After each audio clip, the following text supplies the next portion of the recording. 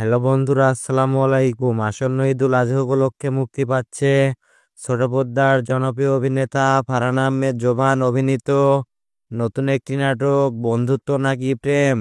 নাটকটি কবে মুক্তি পাচ্ছে এবং কোন ইউটিউব চ্যানেলে মুক্তি পাচ্ছে সবকিছুর বিস্তারিত থাকছে আজকের ভিডিওতে।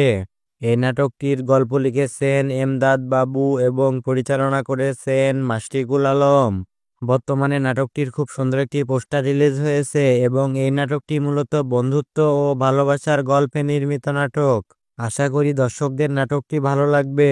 বন্ধুত্ব নাকি প্রেম শিরোনামের নাটকে জোভানের সাথে জুটি হয়েছেন জনপ্রিয় অভিনেত্রী কেয়া পায়েল এবং নাটকটিতে আরও অভিনয় করেছেন তন্ময়, সুরভি সহ আরও অনেকে।